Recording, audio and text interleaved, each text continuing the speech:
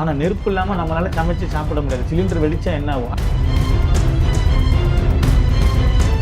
காமமோகினி எச்சினின்னு ஒன்று இருக்கு. தவறுதலாக அதை சித்து எடுத்துட்டா அது கூட இணைஞ்சு அந்த எச்சினி தாயை திருப்திப்படுத்தலைன்னா அந்த ஸ்பாட்ல நீ அவுட். அப்படி ஒரு காலம் அதை சித்து எடுத்து திருப்திப்படுத்தாச்சுன்னா இந்த சர்வலோகத்தையும் ஆளலாம்.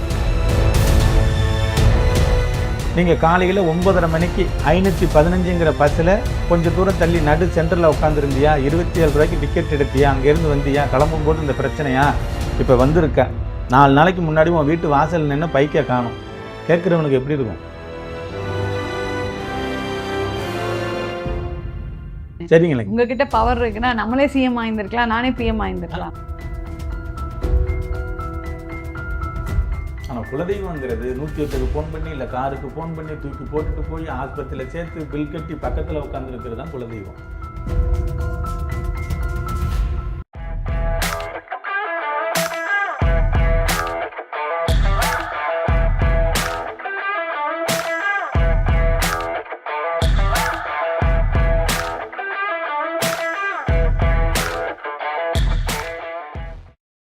வணக்கம் மக்களே, welcome to Ramya same as YouTube channel. நம்ம நிறைய அஸ்ட்ராலஜர்ஸை பார்த்துட்டு வரோங்க. இன்னைக்கு ஒரு அருமையான அஸ்ட்ராலஜர், நம்ம எந்த மாதிரி சந்தேகம் கேட்டாலும் சரி துல்லியமாக விவரித்து நம்ம லைஃப்பில் இருக்க கஷ்டங்களை தீர்த்து நம்மளை ஒரு சந்தோஷமான லைஃப்க்கு போகிற ஒரு அஸ்ட்ராலஜர் சந்திரகுமார் சாரை நம்ம சந்திக்கலாம். இவங்க அஸ்ட்ராலஜி மட்டுமே கிடையாதுங்க, வாஸ்து, மாந்திரீகம், இந்த மாதிரி நிறைய விஷயத்தில் இவங்க ஒரு ஸ்பெஷலிஸ்ட்.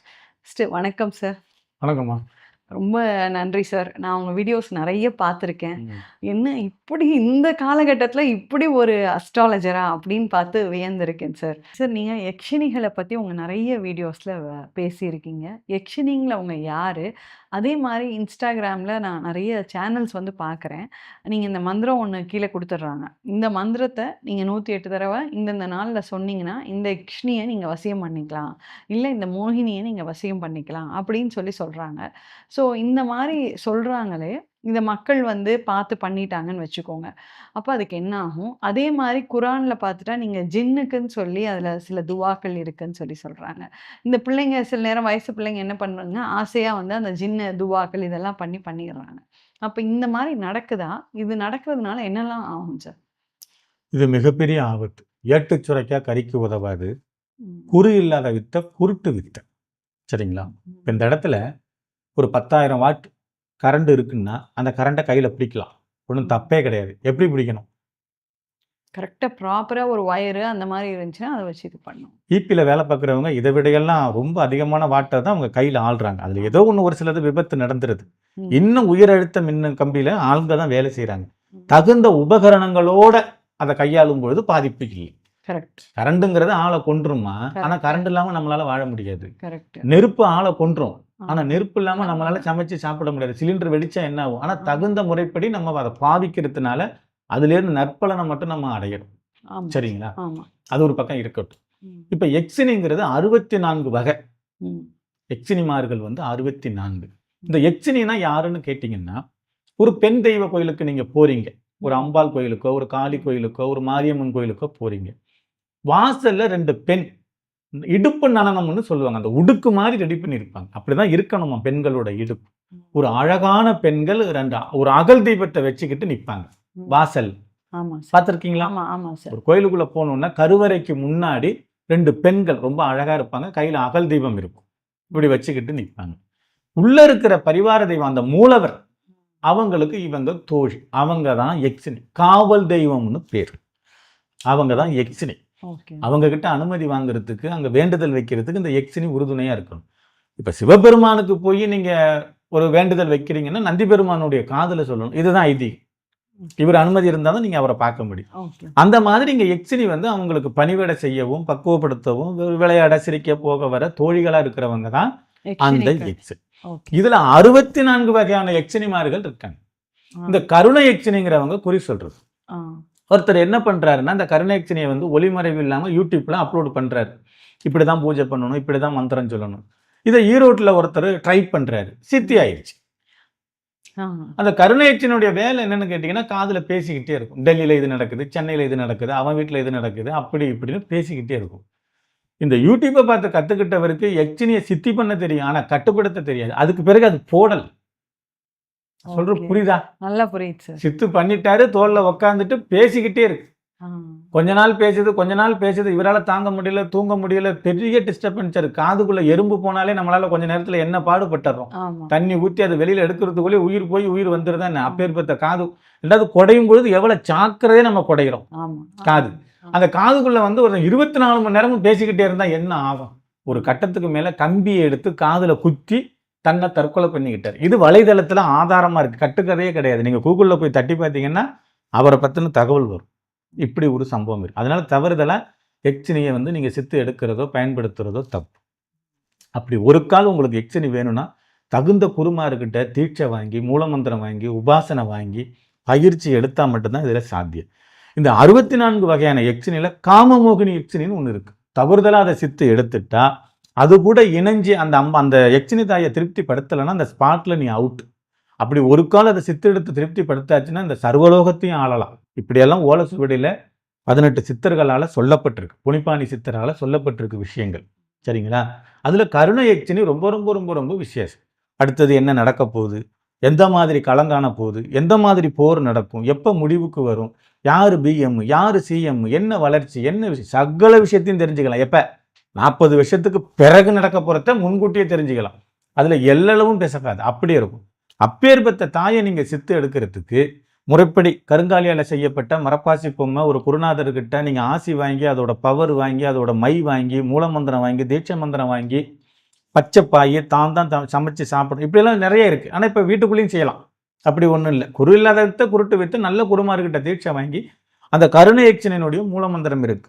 ஓம் எக்சினி, ஓங்கார எக்சினி, மலையாள கருணை எக்சினி, சந்திரகலா ரூபினி, ராசவசிகரணி, வசி வசி என் காதில் பேச வாவா, என் முன்னே வந்து நான் கேட்பதெல்லாம் மாயமாக தாத்தா.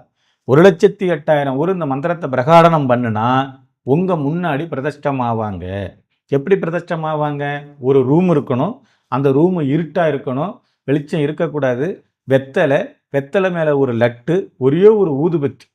இந்த 1,08,000 எப்ப முடியுது? அதுக்கு முன்னாடி கூட சில பேருக்கு சித்தம் ஆகலாம். அது அவனுடைய அனுகிரகத்தை பொறுத்து இருக்கு.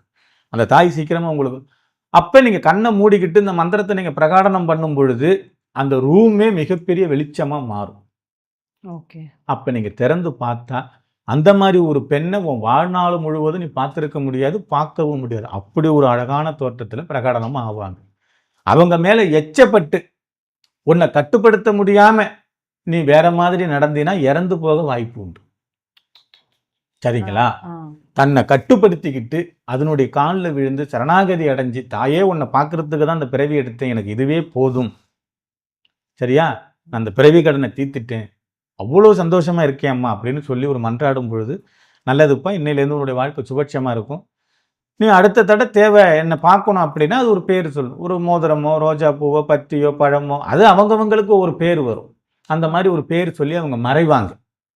சில விஷயத்தை நீங்க தெரிஞ்சுக்கணும் அப்படின்னா அந்த மந்திரத்தை ஒரு 11 தடவை சொல்லி அவங்க சொன்ன பேரை நீங்க மனசுல சொன்னா உங்க கண்ணுக்கு மட்டும் உருவம் தெரியும். அது பேசுறது உங்களுக்கு மட்டும் கேட்கும். அப்ப வந்திருக்கிறவங்களை நீங்க தாராளமா சொல்லலாம். இப்ப ஒருத்தர் வர்றாரு குறி கேட்க, நீங்க காலையில 9:30 மணிக்கு 515ங்கிற பஸ்ல கொஞ்சம் தூரம் தள்ளி நடு சென்டர்ல உட்காந்துருந்தியா, 27 ரூபாய்க்கு டிக்கெட் எடுத்தியா, அங்கிருந்து வந்தியா, கிளம்பும் போது இந்த பிரச்சனையா, இப்ப வந்திருக்க 4 நாளைக்கு முன்னாடி உன் வீட்டு வாசல் நின்று பைக்கை காணும், கேட்கிறவனுக்கு எப்படி இருக்கும்? தூக்கி வாரி போட்டுரும் சார். இதுதான் அது கருணை எக்ஷனிங்கிறது. சார் நீங்க என்ன நீங்க வந்து எக்ஷனிகளை வந்து வசியம் பண்ணி வச்சிருக்கீங்களா? நீங்க எக்ஷனி பண்ணாம தொழில் பண்ண முடியாது இல்லம்மா. ஓ. எக்ஷனி பண்ணணும். நான் கருணை எக்ஷனி பண்ணியிருக்கேன், மாயா எக்ஷனி பண்ணியிருக்கேன், ஜின்னு பண்ணியிருக்கேன், குட்டிச்சாத்தம் பண்ணியிருக்கேன், காளி. அதுமாரி காளியில் வந்து 8 வகையான காளிகள் இருக்காங்க. நான் கல்கத்தா காளி, மயான காளி, கருங்காளி, செங்காளி, அதர்வன காளி, இந்த மாதிரி விஷயங்கள் பண்ணியிருக்கேன். மெயினாக என்னுடைய வந்து உங்களுக்கு இந்த மந்திரத்தை வந்து சாரி இன்டரப்ட் பண்ணிட்டு, அப்போ உங்களுக்கு ஒரு மந்திரத்தை வந்து ஒரு 8 தடவையோ 11 தடவையோ அந்த எக்ஷனிகள் ரூல்ஸ் படி சொன்னா நீங்க யாருக்கு என்ன பண்ணணும்னாலும் நீங்க பண்ணலாம். அப்போ அப்படி இல்லை, அவங்களுக்குள்ள கட்டுப்பாடு இருக்கு. நீங்க எல்லா விஷயங்களையும் பண்ண முடியாது. சரிங்களா? இந்த அதர்வனை வந்து நீதி நேர்மை ரொம்ப முக்கியம். நான் எனக்கு பணம் தேவை, வீட்டில் இருக்கணும், காரில் போகணும், ஏசியில் இருக்கணும், சாப்பிடணும், எல்லாம் எனக்கு தேவை. நான் யாரை வச்சு பண்றேன்? கடவுளை வச்சு பண்றேன். நான் ஒரு கெட்ட காரியத்துக்கு காசு வாங்கிட்டேன்னா அவங்க செவி சாக்க மாட்டாங்க. அவங்கள மையப்படுத்தி தான் நான் பண்ணணும். புரியுதுங்களா? எனக்கு தேவை, அவங்களுக்கு என்ன தேவைப்பட போகுது? அவங்களுக்கு எதுவுமே தேவை கிடையாது. என்னுடைய தேவைக்காக சுயநலத்துக்காக நான் காசு வாங்கிட்டேன், அப்படியே வாங்கிட்டேன், அவனே நீ அணிவி, நான் இதுக்கு சம்மதிக்க மாட்டேன்னு அவங்க சொல்லிடுவாங்க. சில நேரங்களில் சில காரியங்கள் பலிதம் இல்லாமல் போகிறதுக்கு உண்மைத்தன்மை இல்லாமல் இருக்கும். எனக்கு அந்த மாதிரி நடந்துச்சுமா. ஒருத்தன் வந்தான், ஒரு பையன், ஊர் பேரெல்லாம் வேண்டாம், இதை பார்த்தாலும் பார்க்க வாய்ப்பு இருக்கும். வந்தான், நான் கொஞ்சம் பரபரப்பாக இருந்தேன், எப்பயுமே ஆஃபீஸ் கொஞ்சம் பிஸியாக இருக்கும். அவன் வந்த நேரம் மத்தியான நேரம், எனக்கு வேறு பசி தாங்கலை. என்னப்பா அப்படின்னா, அந்த மாதிரி சேலத்துலேருந்து வந்திருக்கேன், என்ன சொல்லி அப்படின்னா, இவங்களை வசியம் பண்ணி வேணும் அப்படின்னா. யானே ஒய்ஃப் பண்ணிட்டான். நான் அதை வந்து அரையும் குறையுமா நான் கேட்கல. சரி இவ்வளோ ரூபா ஆகும்ப்பா அப்படின்னா பணத்தையும் கட்டிட்டான். நான் ஆளுங்கள்ட்ட கொடுத்து தகவல்கள்லாம் எழுதி பண்ணுங்க அப்படின்னு சொல்லிட்டேன். சொன்ன டைம் 21 நாள், திரும்ப 40 நாள் கழிச்சு அவன் வர்றான். ஐயா ஒன்றும் அந்தளவுக்கு ஒன்றும் பெருசாக மாற்றம் இல்லையா, பேச மட்டும் தான் செஞ்சுருக்காங்க, என்னன்னு தெரியல பாருங்க அப்படின்னு.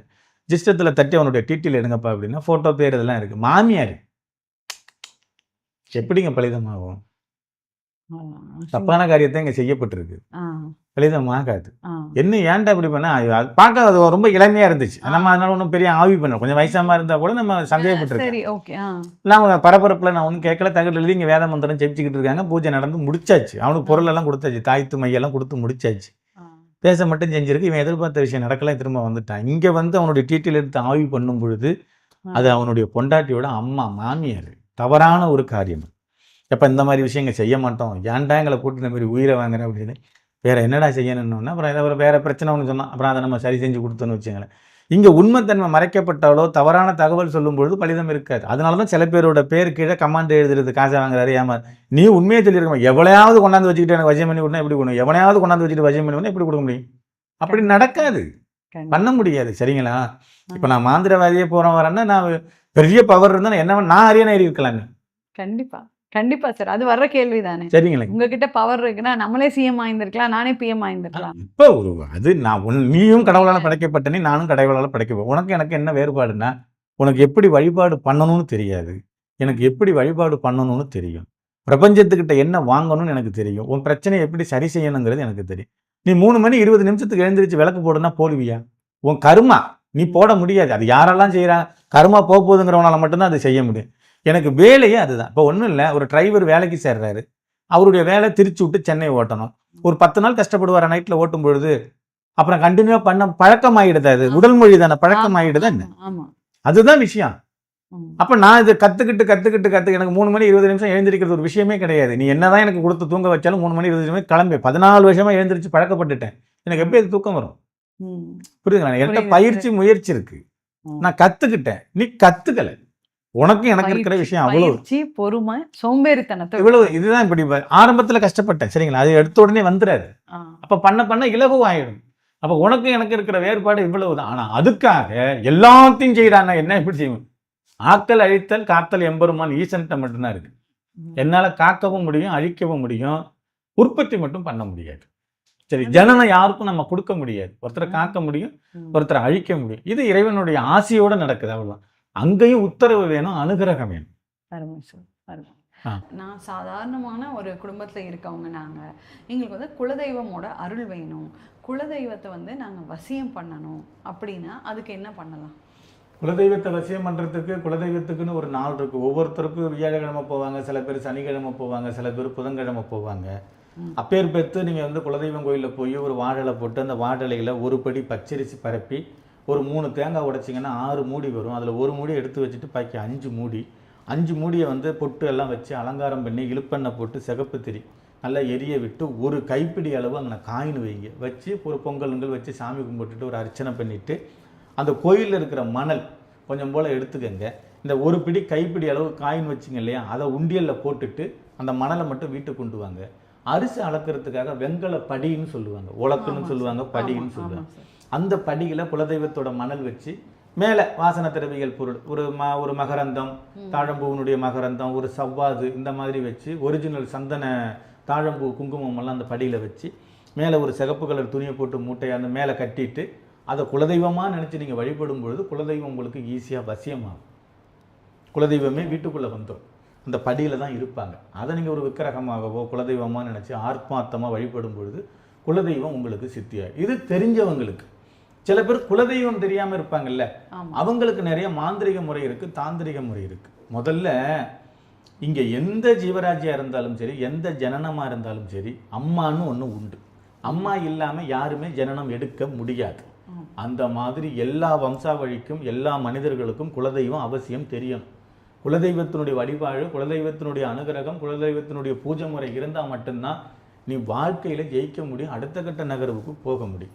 சில பேர் இஷ்ட தெய்வத்தை வந்து விரும்புவாங்க, ஐயப்பன், முருகன் இந்த மாதிரி விரும்புவாங்க. இப்போ குலதெய்வத்துக்கும் இஷ்ட தெய்வத்துக்கும் என்ன விஷயம்னு கேட்டிங்கன்னா, யாருன்னே தெரியலை, பைக்கு ஸ்டாண்ட் எடுத்துகிட்டு போப்பான்னு நம்ம சொல்லுவோம்.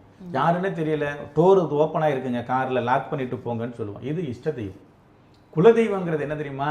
ஸ்டாண்ட் எடுக்காமல் போகும்பொழுது நிறுத்தி தலையில் 2 போடு போட்டு, அறிவில்லை உனக்கு, கீழே விழுந்தால் என்ன பார்த்து பத்திரமா போகணும்னு சொல்கிறது தான் குலதெய்வம். டோர் கதவு சாத்தி திறந்துருந்துச்சுன்னா நிறுத்தி சத்தம் போட்டுவிட்டு அப்படி அனுப்புறது தான் குலதெய்வம். நம்ம ரோட்டு வழியாக போகும்போது யாராவது அடிபட்டு கிடந்தாங்கன்னா ஒரு சோடாவோ ஒரு தண்ணியோ வாங்கி கொடுத்து நம்ம ஏதாவது ஒரு உதவி பண்ணுவோம். ஆனால் குலதெய்வங்கிறது 108க்கு ஃபோன் பண்ணி, இல்லை காருக்கு ஃபோன் பண்ணி தூக்கி போட்டுட்டு போய் ஆஸ்பத்திரியில் சேர்த்து பில் கட்டி பக்கத்தில் உட்காந்துருக்கிறது தான் குலதெய்வம். உதவி பண்ணுறவங்க தேவையா, கூடவே இருக்கிறவங்க தேவையா? கூடவே இருக்கவங்க. அதுதான் குலதெய்வம். குலதெய்வம் இல்லாமல் நீ என்னதான் கோவில் கட்டி கும்பாபிஷேகம் பண்ணினாலும் பலன் கம்மியாக தான் இருக்கும். குலதெய்வம் சரி மாந்திரிகத்தில் குலதெய்வத்தை தெரிஞ்சுக்க முடியுமா? முடியும். யாரா இருந்தாலும், எந்த மதத்துக்கு மாறினவங்களா இருந்தாலும், கன்வெர்ட் ஆனவங்களாலும் தெரியும். உங்ககிட்ட வந்தா இதுதான் உங்க குலதெய்வம், இந்த இடத்துல தாராளமாக கண்டுபிடிச்சு கொடுக்கலாம். ஓகே, அருமை சார். சார் அடுத்ததா, எந்த ராசியினருக்கு வந்து இந்த ஏவல், பில்லி, சூனியம் இதெல்லாம் அவங்க மேல அந்த எஃபெக்ட் இருக்காம இருக்கும்? எந்த ராசிக்காரவங்களுக்கெல்லாம் பசிக்காம இருக்குங்கிற மாதிரி இருக்கு. அப்படி ஒன்றும் இல்லை. இந்த 12 ராசிக்காரவங்களும் மனிதர் தானம்மா. சரி, அப்ப எல்லாருக்கும் எல்லா விதமான பாதிப்புகளும் இருக்கு. அதுக்கு நம்ம விளக்கம் சொல்லிடணும். அதை மொட்டையா முடிச்சோம்னா புரியாது. நான் என்ன சொல்ல வரேன் அப்படின்னா, இந்த 12 ராசிக்காரவங்களுக்கும் 7.5 சனி வரும். ஆமா. இந்த 12 ராசிக்காரவங்களுக்கும் குரு மாறுவார். இந்த 12 ராசிக்கெல்லாம் எல்லா நேரம் 7.5 சனி தான் சார் இருக்கு. இந்த 12 ராசிக்காரவங்களுக்கு ராகு கேது மாறுவாங்க. சரிங்களா? 30 வருஷம் வாழ்ந்தவங்களும் இல்லை, நல்லா 30 வருஷம் கெட்டு போனவங்களும் இல்லை. இங்கே வந்து மாறும். யார் எப்போ எப்படி வருவாங்கன்னு தெரியாது. அதனால இந்த 12 ராசிக்காரவங்களில் யாருக்கு பர்டிகுலராக பில்லி சூனியம் பாதிக்கும், யாருக்கு பர்டிகுலராக பில்லி சூனியம் பாதிக்காதுன்னு இங்கே மாறுபடுத்தவே முடியாது. இந்த 12 ராசிக்காரவங்களும் ஒரு நாளைக்கு இறந்து தான் போகிறாங்க. இந்த 12 ராசிக்காரவங்களும் 3 வேளை சாப்பிட்டு தான் ஆகணும். இந்த 12 ராசிக்காரவங்களும் தூங்கி தான் ஆகணும். இங்கே மாறுபாடு கிடையாது, வேறுபாடும் கிடையாது. இறைவனுடைய படைப்பில் எல்லாமே ஒன்று தான், நம்மளாம் மாற்றிக்கிட்டே தான். அதனால வந்து என் ராசிக்கு பலிக்காதுன்னா அது நம்ம சொல்லலாம். ஒரு சிலர் இருக்காங்க ரொம்ப ஒரு கடினம்னு வச்சுங்களேன். ஆனால் அவங்களுக்கும் பண்ண முடியும். இங்கே பண்ண முடியாததுன்னு ஒன்று இல்லை. அப்போ இங்கே ராசி பெருசா அதர்வனம் பெருசான்னா ராசி உயர்ந்துடும். அப்படி ஒன்றும் கிடையாது. இங்கே அதர்வனம் தான் பெருசு, மாந்திரிகம் தான் பெருசு. அப்போ வந்து நமக்கு ஏன் இங்கே போகிறீங்க, மாந்திரிகத்தை விட்டுருங்க, அதர்வனத்தை விடுங்க. இந்த 12 ராசிக்காரவங்களில் யாருக்கு நோய் வரும், யாருக்கு நோய் வராதுன்னு நம்ம சொல்ல முடியுமா? முடியாது.